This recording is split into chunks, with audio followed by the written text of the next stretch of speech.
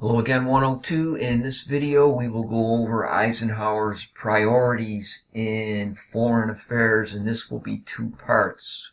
And as we mentioned earlier, the armistice that ended the Korean conflict actually took place in the Eisenhower administration. And to break the stalemate in the Korean peace talks, Eisenhower took the bold step in mid-May of 1953 of intensifying the aerial bombardment of North Korea. The president let it be known that he would use nuclear weapons if a break or a truce was not forthcoming. Thereafter, negotiations moved quickly toward a ceasefire agreement called an armistice on July 26, 1953, affirming the established border between the two Koreas at just above the 38th parallel. And now, here is the strategy of the first Eisenhower administration from 53 through 57. And the architect of the Eisenhower administration's efforts to roll back communism was Secretary of State John Foster Dulles. Like Woodrow Wilson, Dulles was a minister's son and a self-righteous statesman with immense energy and intelligence who believed that the United States was born with a sense of destiny and mission to lead the world. His British counterparts, however, were not impressed with his sermonizing speeches, calling them dull, duller, and dullest. And Dulles insisted that the democratic policy of containing communism was immoral because it did nothing to free people from oppression. America, he argued, should instead work toward the liberation of captive peoples of Eastern Europe and China. And when George F. Kennan, the leading Soviet analyst in the State Department who had first suggested containment, as we talked about, dismissed such hollow rhetoric as lunacy, Dulles fired him. And for his part, Eisenhower was quick to explain that the liberation doctrine would not involve military force.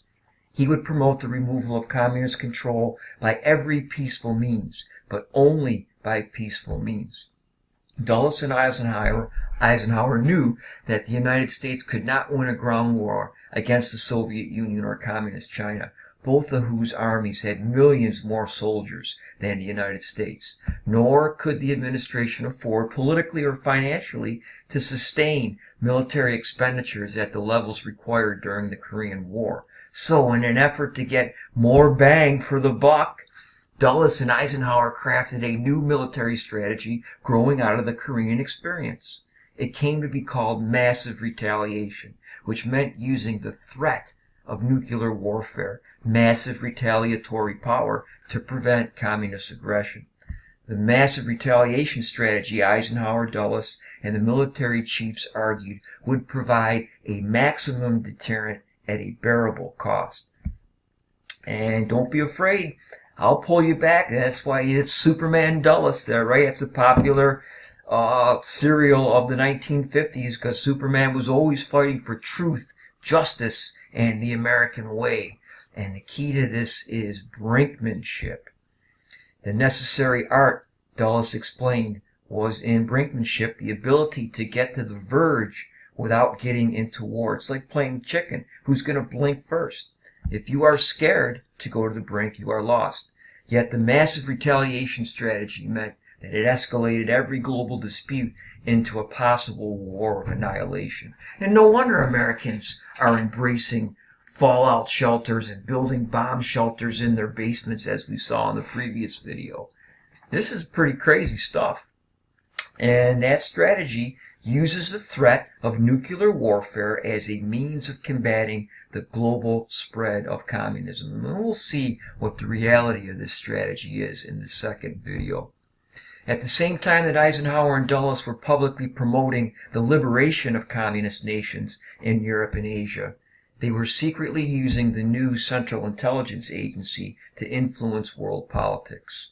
And this was an intelligence gathering government agency founded in 1947. And under President Eisenhower's orders, it secretly undermined elected governments deemed susceptible to communism. And in Iran in May of 1951, the parliament seized control of the nation's British-run oil industry. The following year, the newly elected prime minister, European-educated Mohammad Mossadegh, an elderly attorney, cut all diplomatic ties with Great Britain.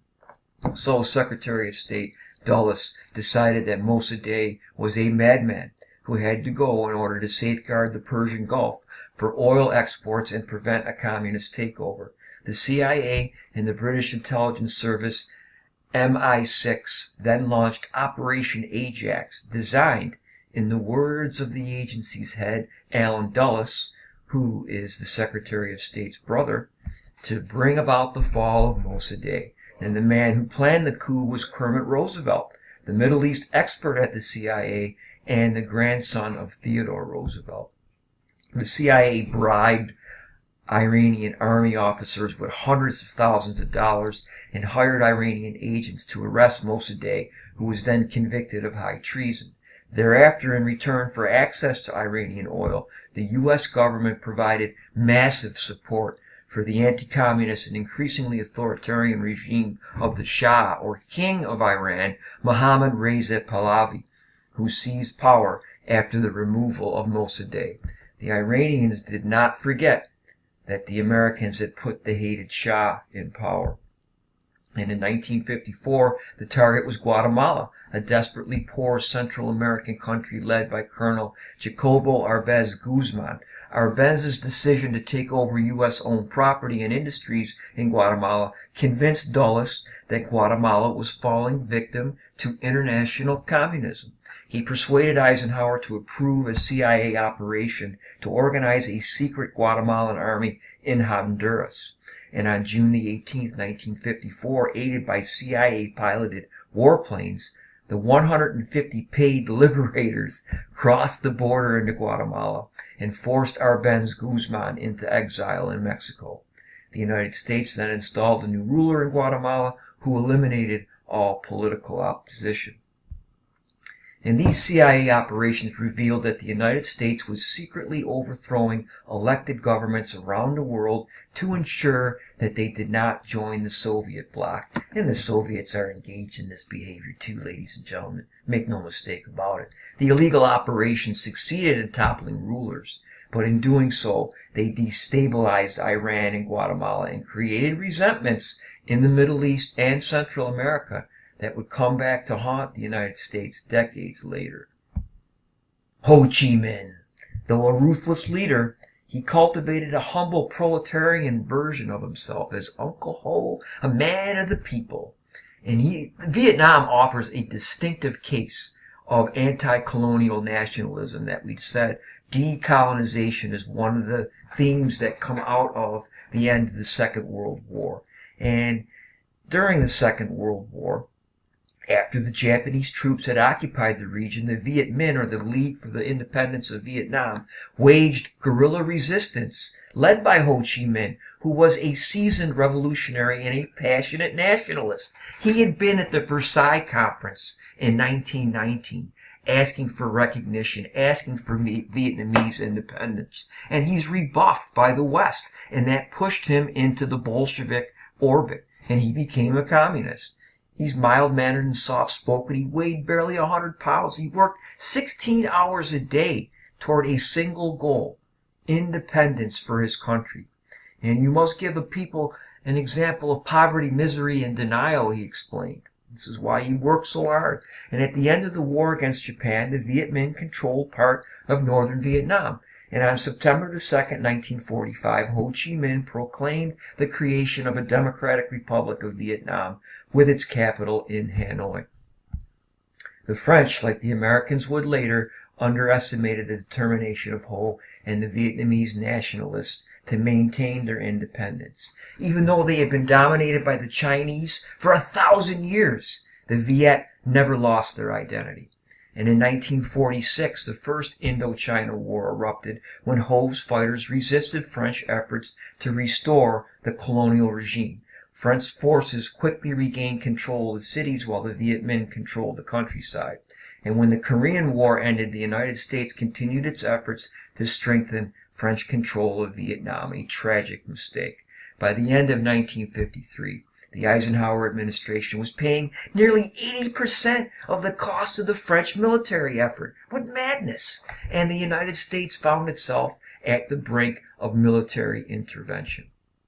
And in December 1953, some 12,000 French soldiers parachuted into Dien Bien Phu, a cluster of villages in a valley ringed by mountains in northern Vietnam near the Laotian border. And Eisenhower was against this strategy because it backfired on them.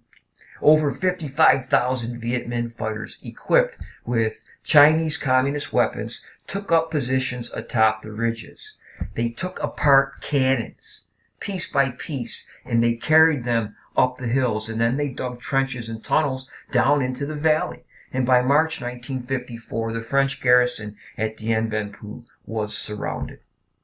The president opposed any U.S. intervention unless the British joined the effort, and when they refused, Eisenhower told the French that the U.S. military action in Vietnam was politically impossible. As Eisenhower stressed, no one could be more bitterly opposed to ever getting the United States involved in a hot war in that region than I am. And on May the 7th, 1954, the Viet Minh fighters overwhelmed the last French resistance at Dien Bien Phu.